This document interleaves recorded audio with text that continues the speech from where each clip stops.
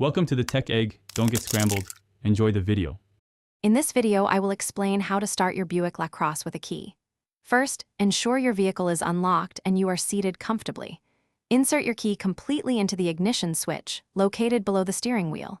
Make sure the gear selector is firmly in either park or neutral. Then, turn the key clockwise to the start position. Hold it there briefly and release it as soon as the engine starts. It's a straightforward process to get your car running smoothly. If your Buick Lacrosse isn't starting, there are a few common things to check. First, ensure your battery has enough power and its terminals are clean. A weak battery is a frequent culprit. Next, confirm the gear selector is fully engaged in park. Sometimes it might feel like it is, but isn't quite there. If the key won't turn, try gently wiggling the steering wheel to unlock the steering column.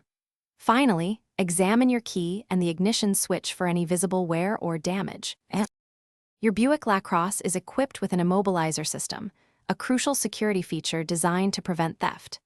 This system verifies that the key you are using is the correct one. If the vehicle's computer doesn't recognize the key signal, the engine will not start. You might see a security light illuminate on your dashboard.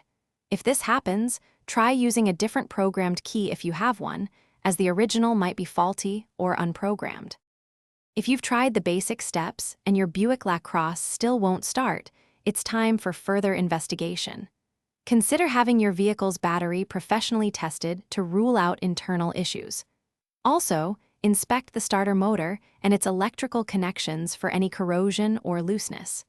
Your owner's manual is an excellent resource for model-specific troubleshooting. If the problem persists, it's always best to seek assistance from a certified automotive mechanic for a thorough diagnosis and repair.